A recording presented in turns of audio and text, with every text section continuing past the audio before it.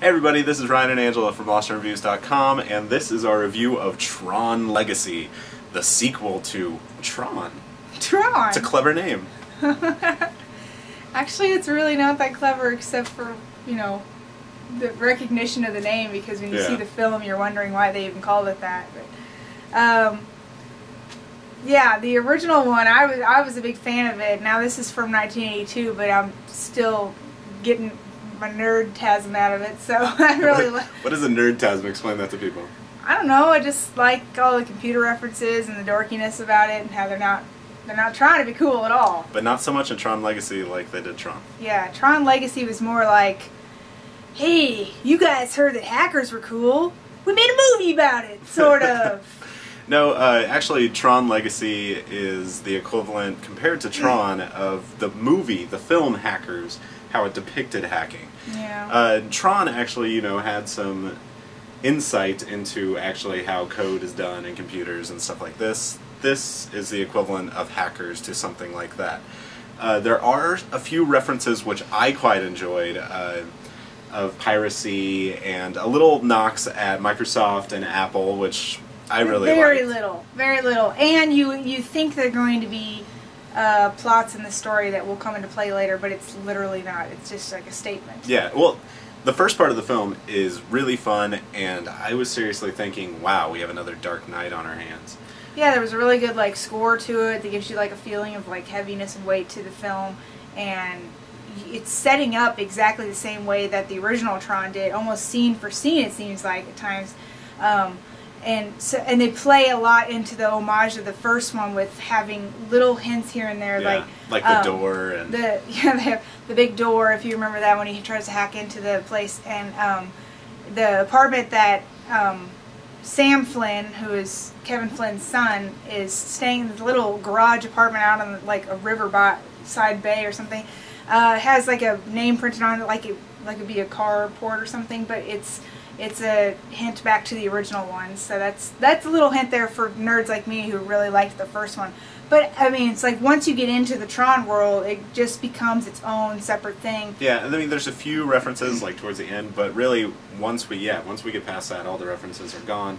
We're in the new Tron. New Tron looks awesome. Yeah, definitely does. The light bikes look amazing. Everything that you wanted from that very first trailer that came out around Comic-Con like years and years and years ago is in this movie.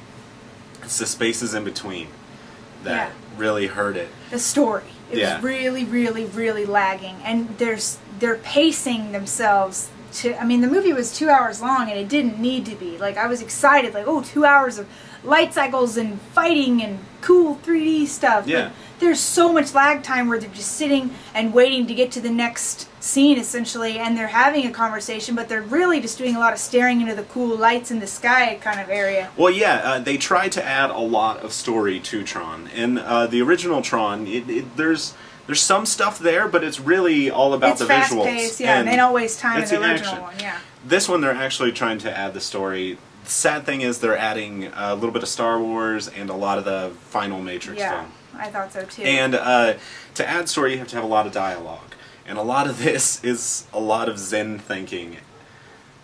But Zen Jeff Bridges is one of my favorite things in the world. Jeff Bridges was the best thing in this movie. He was the dude. Yeah, he was the dude, essentially. Like, I felt myself light up and wake up every time Jeff Bridges came on screen, which, sadly, he's not in there a whole lot if you think about it. Like, Sam Flynn's character is really who you see mostly, because it's starting around him. But you'd think, you know, they're going in to save Kevin Flynn, you're going to see him a few times. But when you do see him, it's like a stoner hippie, like, waking up and going, oh, man, this is totally radical, and it's really There was funny. one point where I thought he was going to drop the Walter bomb, or some. If you watch The Big Lebowski, you'll know exactly this scene, and I'm not going to ruin it for you because it was one of the funniest scenes in the film. There was a lot of laughs. He got a lot of laughs. Talk about Jeff Bridges. Digital Jeff Bridges looks horrible. I gotta disagree, because, I mean, they did the mocap, so they were just playing off his face from the original one, and, like, from here, all this, look, to me, if you just first glance at it, completely believable. I mean, there's a part of me that goes, I know this is digital, but it looks really good. It was only when he started to speak that his mouth looked very much like a character out of a video game, and it pulled me out of the out of the scene. Okay, this is where I'm going to destroy what you were saying.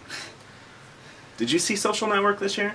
Yeah, okay, yeah, but that's also a person that they're working with who physically looks like that right now. So you have to separate the differences there. They're taking up Jeff Bridges from 27 years ago. You need to watch the special features of the Social Network. Because I even thought about that the other day. They took a completely different human being's body. Yeah, Armie Hammer. Yeah. No, there's 2 different actors that play that role.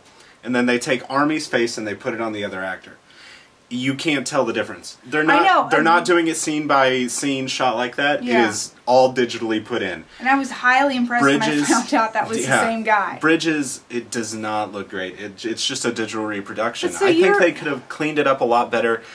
Sometimes maybe using prosthetics and stuff to make somebody look younger could be better. I just don't think that's going to help. His lips did not move correctly. I mean, Jeff Bridges, he's partied hard in his life, and he doesn't look like he's 50 or he looks like he's like 80 because he's got heavy bags under his eyes. And it's not necessarily prosthetics they'd have to add; they'd have to remove bags from his eyes and stuff. So I don't. Yeah, but I think if they would have used Bridges' actual face and just cleaned it up via the computer, it would have looked a lot better. But moving on from Jeff Bridges, Bridges was awesome. Jeff Bridges was not so good. The other 2 main stars in the film were Olivia Wilde and Chris Hedlund, I think is his name, who played Sam Flynn. And I thought they did okay. I mean, Olivia Wilde is I thought she was great. Olivia Wilde is essentially playing like a robot kind of character. She's an ISO. The perfect person, if you will. Not a digital disc image like if you were a nerd like me that you would think. I thought she did a good job showing emotion when it needed to be shown, and then she was also kind of really kick-ass.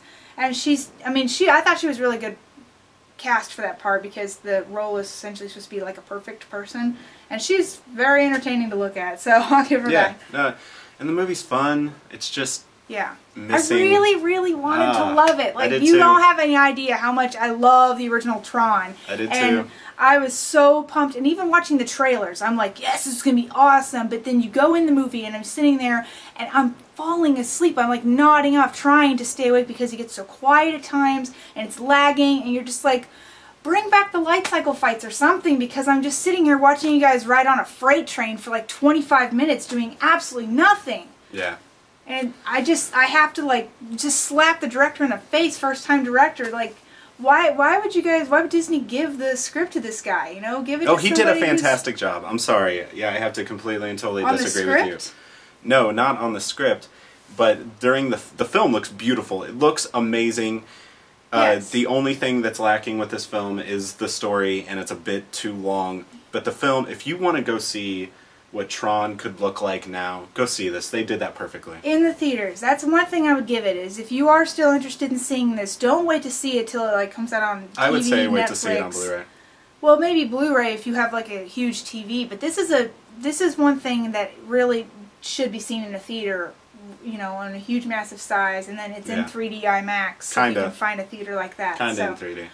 Well, inside depth 3D, I was expecting Avatar, and we did not get Avatar. But it did. I think it enhanced it still. I think it helped it look good, but it's still hard. I enjoyed the IMAX scenes when it goes full screen and all that. But we're going on a little too long on Tron. Yeah. Let's rate it. Okay. Well, you first then. I'm going to give this 2 The Dude Lives out of 5. Okay. I know I like really bashed it, but there was still a part of me that still loved it, and it had really good positive points to it that really kept me conflicted. So I'm going to keep it at a 3 out of 5. I'm going to give it 3 light cycles out of 5. Alright, that's it from Lost in Reviews. Hope you don't tear us too much up on Tron, you Tron fans, and sorry about your movie. Bye.